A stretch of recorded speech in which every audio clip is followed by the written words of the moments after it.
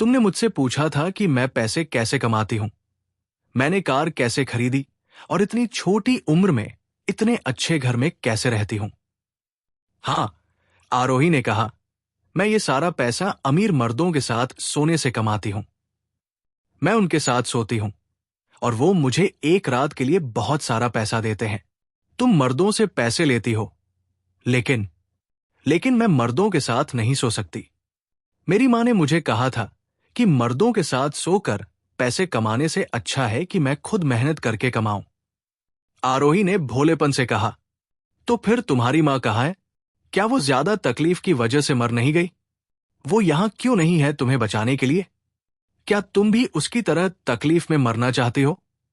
अगर तुम भी अपनी माँ की तरह दुख में मरना चाहती हो तो बेहतर है कि कल सुबह मेरा घर छोड़ दो। आरोही पर गुस्से में चिल्लाकर वो चली गई। एक गांव था जिसका नाम था अमरू। वहां एक बहुत ही सुंदर लड़की रहती थी जिसका नाम था आरोही।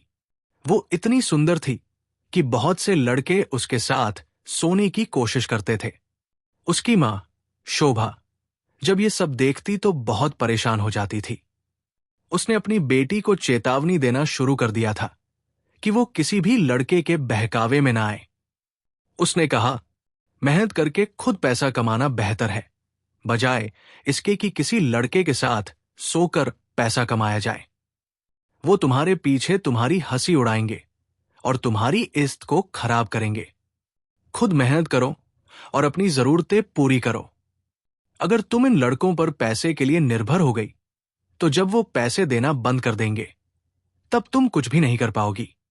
आरोही ने अपनी मां की बातों से सहमति जताई, लेकिन एक शाम उसकी मां बहुत बीमार हो गई।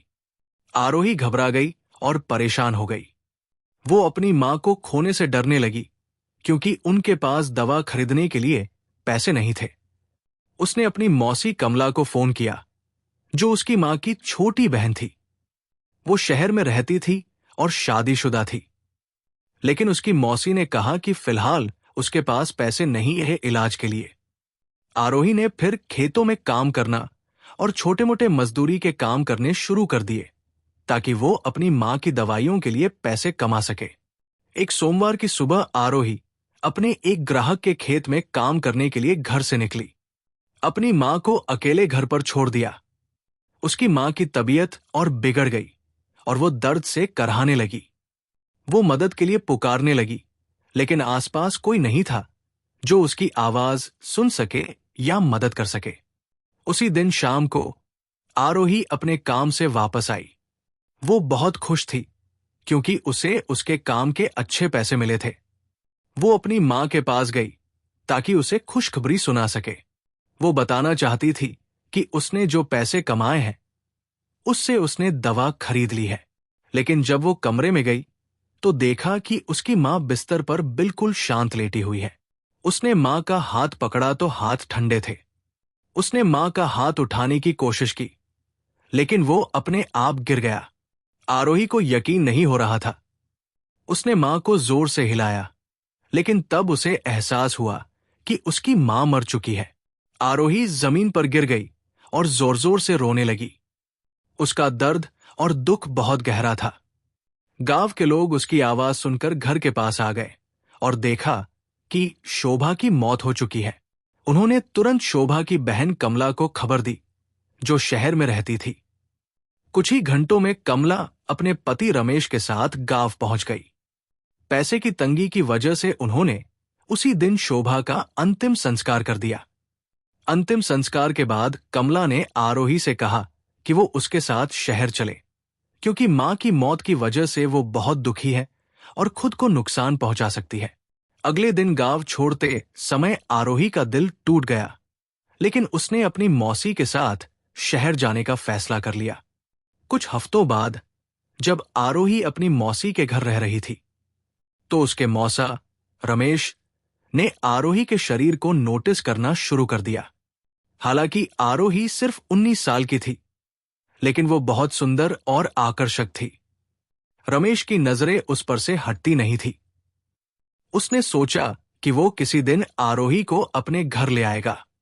उसने आरोही के लिए प्लान बनाना शुरू कर दिया। वो उसे अपने बच्चों से भी ज्यादा खास ट्रीट करने लगा। एक दिन रमेश ने अपनी पत्नी कमला से कहा कि वो ठीक महसूस नहीं कर रहे हैं और काम पर नहीं जा पाएंगे, इसलिए घर पर रहेंगे। कमला, जो अपने पति की असली मंशा से अनजान थी, बच्चों को स्कूल भेजकर बाजार चली गई। आरोही घर के काम कर रही थी जब रमेश चुपचाप उसके पीछे आकर उसकी कमर पकड़ लिया। आरोही तेजी से मुड़ी और उसे थप्पड़ मार दिया। उसने सख्ती से चेतावनी दी कि दोबारा ऐसा किया तो वो अपनी चाची को सब बता देगी। रमेश चुपचाप आरोही को जाते हुए देखता रहा। उस शाम जब आरोही बाजार से काम करके और पानी भरकर लौट रही थी, तभी उसने अपनी चाची को पुकारते हुए सुना। वो तुरंत दौड़कर उनके पास गई। मैंने तुम्हें अपने घर में जगह दी, छत दी, खाना दिया और तुमने मुझसे चोरी की। सिर्फ चोरी ही नहीं, तुमने मेरे पति को भी फंसाने की कोशिश की। अपने कपड़ों को गीला कर लिया ताकि उसे लुभा सको, है ना? आरोही कुछ कहने ही वाली थी कि कमला ने उसे जोर से थप्पड़ मार दिया। कमला ने आरोही को पीटना शुरू कर दिया और उसे बुरा भला कहा। फिर वो बच्चों के कमरे में गई और आरोही का सामान बाहर फेंक दिया। उसने कहा, अब कभी इस घर में वापस मत आना। आरोही रोने लगी, बहुत रोई और गिड़गिड़ाई, लेकिन कोई असर नहीं हुआ। उसे अपनी हाल ही में मरी मां शोभा की याद आ गई। आरोही अपना सामान उठाकर भारी मन से कमला के घर से निकल गई। वो बुरी तरह से रो रही थी और बहुत दुख में थी। उसे नहीं पता था कि कहाँ जाएगी, क्योंकि वो शहर में नई थी और किसी को नहीं जानती थी। रास्ता अंधेरा हो चुका था। वो बस रोती जा रही थी और पैदल चलती जा रही थी। उसने कुछ लोगों से मदद मांगी, लेकिन हर आदमी ने पहले उसके साथ सोने की शर्त रखी। वो डर गई और बहुत उदास हो गई। उसे समझ नहीं आया कि वह रात कहाँ बिताएगी। गांव वापस जाने का सोचा, लेकिन उसके पास किराए के लिए पैसे नहीं थे। वो बिल्कुल अकेली और लाचार थी। तभी एक युवती ने अपनी कार सड़क किनारे रोकी। वो किसी का इंतजार कर रही लग रही थी। उसने देखा कि आरोही रो रही है और उसका सामान साथ में है। उसे आरोही पर दया आ गई। वो अपनी कार से उतरी और उसके पास गई। उसने आरोही से पूछा क्या हुआ, और आरोही ने उसे अपनी पूरी कहानी बता दी। उस युवती का नाम रानी था। उसने आरोही से कहा, आओ मेरे घर चलो, पहले तुम खुद को साफ कर लो। आरोही उसके साथ चली गई। रानी ने आरोही की देखभाल की, उसे दवा दी और अच्छे से खाना खिलाया। कुछ दिन में आरोही ठीक हो गई। वो रानी के घर को देखकर हैरान थी। एक अकेली लड़की इतने अच्छे घर में कैसे रह रही थी? आरोही को रानी का जीवन देखकर बहुत हैरानी हुई।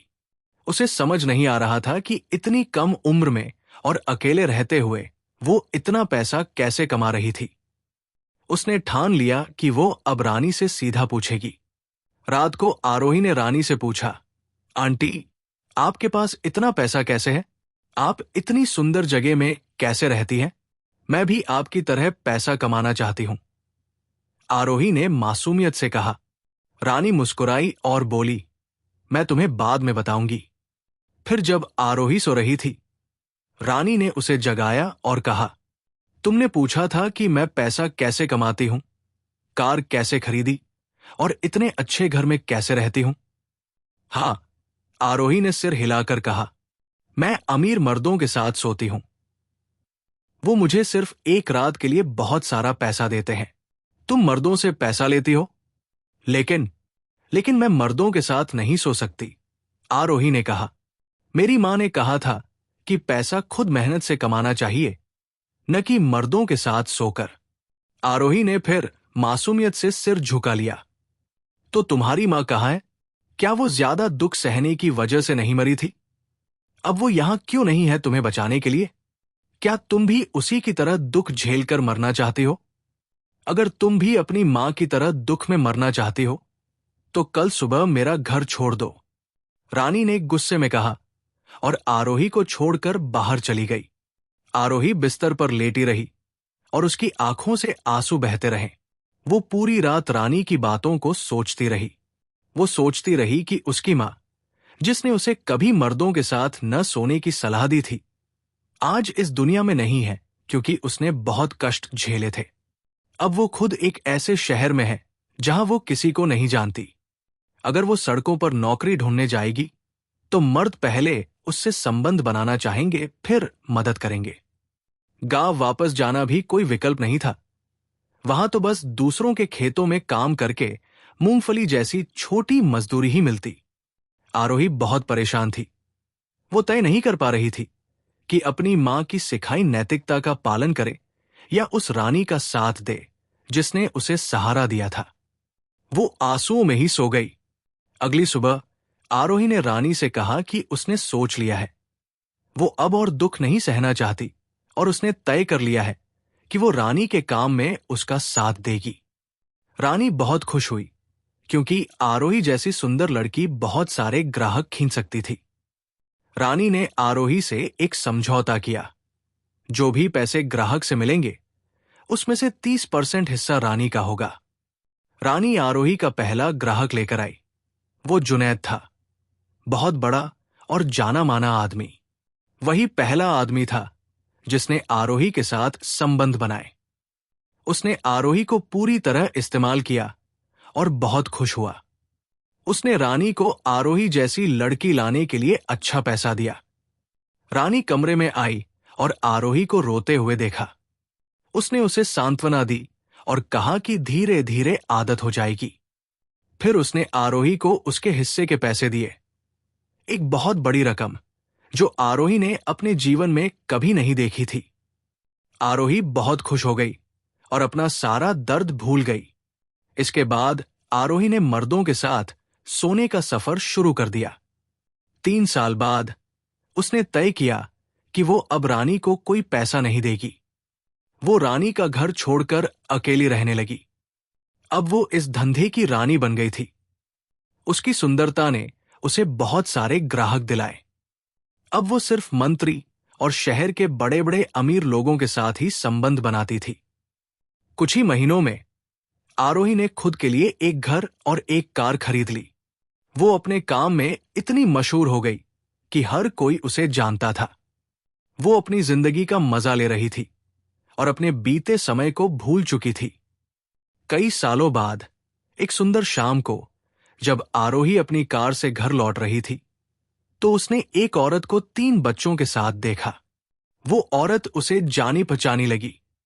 जब वो पास गई तो देखा वो चिलिमा थी, उसकी पुरानी दोस्त जो पहले उसके घर के पास रहती थी। वो भी आरोही की उम्र की ही थी। आरोही ने अपनी कार रोकी और चिलिमा से बात करने लगी। थोड़ी बातचीत के बाद चिलिमा ने पूछा, क्या तुम्हारे खुद के बच्चे हैं? आरोही ने कहा, नहीं, मेरी अभी शादी नहीं हुई है। तभी चिलिमा का पति आ गया और बातचीत खत्म हो गई। उन्होंने एक दूसरे को अलविदा कहा। पूरे रास्ते घर लौटते हुए आरोही बेचैन थी। घर पहुंचते ही उसने विस्की की बोतल उठाई और पीने लगी। अब वो 35 साल की हो चुकी थी और अब तक बसी नहीं थी। ये वो जिंदगी नहीं थी जो उसकी मां ने उसके लिए चाही थी। उसे अंदर से बहुत खालीपन महसूस हो रहा था। ऐसा खालीपन जिसे उसके पास जमा हुई दौलत भी नहीं भर पा रही थी। वो खूब रोई, बहुत ही कड़वे आंसू निकले। उस रात उसने फैसला किया कि वो अब और मर्दों के साथ नहीं सोएगी। लेकिन अफसोस, आरोही अपने उस फैसले पर कायम नहीं रह पाई। आरोही अपना फैसला निभा नहीं पाई। वो अपनी जिंदगी के उस तरीके की आदत सी हो गई थी। ये सब छोड़ना उसके लिए आसान नहीं था। जितना वो छोड़ना चाहती उतना ही वो और गहरे फंसी जाती और अलग अलग मर्दों के साथ सोती रही। ये उसकी जिंदगी का हिस्सा बन गया था और ऐशोआराम की जिंदगी वो छोड़ना नहीं चाहती थी। एक शाम वो अपने बिस्तर पर बैठी और सोचने लगी, मैं बहुत परेशान हूं। हे भगवान, मैं इस तरह की जिंदगी कैसे छोड़ूं? अब ये मुझे खुशी नहीं देता। मैं 36 साल की हो चुकी हूं, अब और बड़ी होती जा रही हूं। मुझे अपना खुद का परिवार चाहिए, अपने बच्चे चाहिए। ठीक है, मैं जानती हूं क्या करना है। मैं 7 और मर्दों के साथ सोऊंगी और कुछ पैसे जमा करूंगी ताकि एक व्यापार शुरू कर सकूं। फिर मैं अपने व्यापार से अपना गुजारा कर सकूंगी। हाँ, यही सबसे अच्छा फैसला है। अगले दिन आरोही ने 7 मर्दों के साथ सोने का अपना प्लान शुरू किया और कुछ ही दिनों में उसने ये काम पूरा कर लिया और सच में बहुत सारे पैसे कमाए। लेकिन अफसोस, वो बहुत बीमार हो गई। उसे उसका एक नौकर अस्पताल पहुंचाया और कई दिनों तक अस्पताल में रहने के बाद भी उसकी हालत बेहतर नहीं हुई, बल्कि उसकी बीमारी और भी ज्यादा बढ़ती गई। उसके दोस्त उसे अस्पताल में अकेला छोड़ गए, यहां तक कि उसके नौकर भी साथ छोड़ गए। उसकी देखभाल करने वाला कोई नहीं बचा था। वो अकेली रह गई थी। एक शाम डॉक्टर उसके कमरे में आया और एक बहुत ही चौंकाने वाली बात बताई, जिससे वो टूट गई। माफ करना बेटी, तुम्हें एक जानलेवा बीमारी है जो तुम्हारे शरीर के अंदर बहुत गहराई तक पहुंच गई है। अफसोस की बात है कि इस बीमारी का कोई इलाज नहीं है, क्योंकि ये एक बहुत ही अजीब बीमारी है। मैंने न कभी देखी न सुनी। मैं सलाह दूंगा कि तुम अपने परिवार को बुला लो ताकि वे तुम्हारे पास रह सकें। आरोही को कोई शब्द नहीं मिले, वो बस रोने लगी। वो पछतावे से भर गई और भगवान से दुआ करने लगी कि वो उसे ठीक कर दे। कुछ दिन बाद आरोही की तबीयत अचानक बेहतर होने लगी। डॉक्टर बहुत हैरान थे। उन्हें समझ नहीं आ रहा था कि वो इतनी गंभीर बीमारी से इतनी जल्दी कैसे ठीक हो गई। ये किसी चमत्कार से कम नहीं था। अस्पताल के बिस्तर पर ही आरोही ने अपनी बुरी जिंदगी से तौबा कर ली और तय कर लिया कि अब वो एक सच्ची और अच्छी जिंदगी जिएगी। उसे अस्पताल से छुट्टी मिल गई और वो घर लौट आई। घर पहुंचकर उसने खुद से कहा, अब मैं कभी किसी मर्द के साथ पैसे के लिए नहीं सोऊंगी। अब वक्त है कि मैं एक अच्छा जीवन जीऊं और अपना परिवार बसाऊं। अगले रविवार आरोही चर्च जाने लगी, इस उम्मीद में कि भगवान की तरफ से कोई चमत्कार होगा। कुछ हफ्तों तक जब उसने किसी मर्द के साथ संबंध नहीं बनाए, तो कुछ लोग आरोही से शादी करने का प्रस्ताव लेकर आने लगे। लेकिन जब उन्हें आरोही के अतीत के बारे में पता चला कि वो पहले मर्दों के साथ सोती थी, तो वे अपने प्रस्ताव वापस ले लेते थे। कई महीने बीत गए। आरोही को लगा कि अब उसे अपनी जगह बदल लेनी चाहिए। वहां जाना चाहिए जहां कोई उसे न जानता हो और एक नई जिंदगी शुरू करनी चाहिए। उसने अपना घर और कार बेच दी और एक दूर के शहर चली गई। वहां उसने एक नई जिंदगी शुरू करने की कोशिश की। 3 दिन बाद जब वो नौकरी की तलाश में बाहर निकली, तो उसकी मुलाकात एक बहुत ही हैंडसम युवक से हुई, जिसका नाम था ओबिना। ओबिना ने आरोही से पूछा, इतनी सुंदर लड़की धूप में क्यों चल रही है? आरोही ने उसे बताया कि वो नौकरी ढूंढ रही है। ओबिना को बहुत हैरानी हुई। उसे यकीन नहीं हुआ कि इतनी खूबसूरत और शालीन लड़की सड़कों पर नौकरी की तलाश कर रही थी। उसे पता था कि आरोही जैसी सुंदर शरीर वाली लड़कियां आमतौर पर ऐसे मर्दों की तलाश करती है जो उन्हें पैसे दें, लेकिन वो उसकी पर्सनालिटी और आत्मविश्वास से तुरंत ही प्यार कर बैठा। विक्रम एक अमीर परिवार से था। वो अपने पिता की करोड़ों की कंपनी का मैनेजर था। वो बस बाहर थोड़ी ताजगी लेने निकला ही था कि उसने आरोही को देखा। कुछ हफ्तों बाद जब विक्रम और आरोही एक दूसरे को अच्छे से जानने लगे, तो विक्रम ने आरोही को खुद से गहराई से प्यार करने पर मजबूर कर दिया। उसने आरोही को प्रपोज किया और आरोही ने खुशी खुशी हाँ कह दी। उसे लगा कि उसकी दुआएं कबूल हो गई और अब कोई है जो उससे शादी करना चाहता है। उसने पूरी कोशिश की कि वो अपना पुराना अतीत विक्रम से छुपा कर रखे। एक दिन विक्रम का एक दोस्त उसके घर आया। उसने आरोही को देखा और उसे कहीं देखा हुआ लगा। उसने विक्रम से कहा कि आरोही उसे उस लड़की जैसी लग रही है जो पहले जिस शहर में वो पोस्टेड था वहां काम करती थी। विक्रम ने अपने दोस्त से कहा कि आरोही तो मंदिर जाती है और वो ऐसी लड़की नहीं हो सकती। काफी समय बीत गया और विक्रम को लगा कि अब सही समय है कि वो आरोही को अपने पिता से मिलवाए ताकि शादी की तैयारी शुरू हो सके। जब विक्रम ने आरोही को बताया कि वे उसके पिता से मिलने चलेंगे, तो वो बहुत खुश हुई। एक लंबी ड्राइव के बाद वे विक्रम के माता पिता के घर पहुंचे। आरोही बहुत खुश होकर अंदर गई। तभी रमेश, विक्रम के पिता, अंदर आए और उन्होंने आरोही को देखते ही पहचान लिया। उन्होंने चिल्लाकर कहा, तू तू चोर, मेरे घर में क्या कर रही है? तुझे लगा मैं तुझे कभी नहीं ढूंढ पाऊंगा? कितनी छोटी दुनिया है। आरोही के पैर जैसे जमीन से चिपक गए। वो शर्म और डर से कांपने लगी। उसे लगा काश जमीन फट जाए और वो उसमें समा जाए। उसे याद आया कि रमेश उन्हीं मर्दों में से एक था जिनके साथ वो सो चुकी थी। एक मीटिंग के लिए वो आया था और किसी ने दोनों की मुलाकात करवाई थी। वो उसके साथ सोई और फिर जब वो बूढ़ा आदमी सो रहा था तब उसका ब्रीफ केस लेकर भाग गई थी। मैं पूछ रहा हूं, तू यहां क्या कर रही है? विक्रम बस अपने पिता और फिर आरोही को देखता रह गया, जो बहुत घबराई हुई और डरी हुई थी। ये क्या हो रहा है? क्या आप दोनों एक दूसरे को जानते हैं? विक्रम ने पूछा। मुझे उम्मीद है ये वही लड़की नहीं है जिससे तुम शादी करने की बात कर रहे थे। ये नहीं हो सकती। इसे मेरे घर से निकालो, इस चोर और बदचलन औरत को, वरना मैं पुलिस को बुलाऊंगा। पापा, आप ये क्या कह रहे हैं? विक्रम ने आरोही की तरफ देखा। आरोही घुटनों पर गिर गई और विक्रम से माफी मांगने लगी। उसने कहा कि वो पहले वेश्या थी, लेकिन अब वो सच में बदल चुकी है। विक्रम का दिल टूट गया। उसकी आंखों से आंसू बहने लगे। उसे अब अपने दोस्त की बात सही लगने लगी। आरोही ने विक्रम को छूने की कोशिश की, लेकिन वह उस पर चिल्लाया, मेरे पापा के घर से निकल जाओ और मुझे कभी फोन मत करना। आरोही रोती हुई शर्मिंदा होकर घर से निकल गई। उसे बहुत पछतावा हुआ कि उसने न केची की बात मानी और यह रास्ता चुना। उसने अपनी पूरी जिंदगी बर्बाद कर दी थी। उसका अतीत अब उसका पीछा नहीं छोड़ रहा था। 3 साल बाद आरोही ने पूरी तरह से अपनी पुरानी जिंदगी छोड़ दी थी। अब वो मेहनत से काम करके खुद पैसे कमाती थी। एक दिन उसकी मुलाकात एक ऐसे आदमी से हुई जो 2 बच्चों का अकेला पिता था। उसका नाम था राजीव। राजीव ने उसमें दिलचस्पी दिखाई।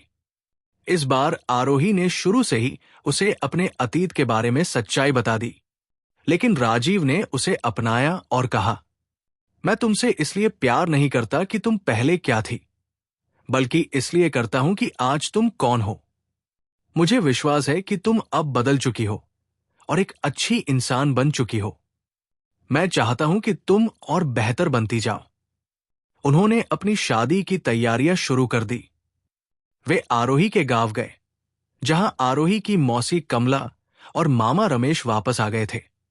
वे दोनों, उसकी मौसी कमला और मामा रमेश, उससे माफी मांग रहे थे। वे उसे ढूंढ रहे थे, लेकिन वो उन्हें नहीं मिली। कुछ सालों बाद जब उन्होंने उसे घर से निकाल दिया था, तो उनकी हालत और भी खराब हो गई थी। उन्हें 2 वक्त की रोटी जुटाना भी मुश्किल हो गया था। आरोही ने उन्हें बहुत मिन्नतों के बाद माफ कर दिया। आखिरकार वही लोग थे जिन्होंने उसे घर से निकाला था और उसे ऐसी मुश्किलों में डाल दिया था कि उसे वेश्या बनना पड़ा। लेकिन भगवान का शुक्र है कि उसने अपना रास्ता बदल लिया और ईश्वर की ओर लौट आई। कुछ हफ्तों बाद आरोही की शादी राजीव से हो गई और वे दोनों खुशी खुशी रहने लगे। कुछ सालों बाद आरोही 2 सुंदर बच्चों की मां बनी। इस कहानी से हमें ये सीख मिलती है कि जिंदगी में अच्छे संस्कार और सही फैसलों पर टिके रहना हमेशा आसान नहीं होता, खासकर उस दुनिया में जहां गलत को सही मान लिया जाता है। लेकिन सच्चाई और ईमानदारी का फल अंत में जरूर मिलता है। कभी ऐसा मत बनो कि किसी को जिंदगी जीने के लिए गलत रास्ता अपनाना पड़े। आरोही वेश्या इसलिए बनी क्योंकि जो लोग उसे बचा सकते थे जब वो किशोरी थी, वही लोग नाकाम रहे। कोशिश करो कि कभी भी गलत रास्ते से अपना गुजारा न करो, क्योंकि जरूरी नहीं कि सबको आरोही जैसी दूसरी मौका मिले। हर किसी की किस्मत अलग होती है। जिससे कोई बच जाए, वही चीज किसी और को बर्बाद कर सकती है। और अंत में ये जान लो कि भगवान की ओर लौटने में कभी देर नहीं होती, क्योंकि वही अंधेरे जीवन को भी रोशनी में बदल सकता है।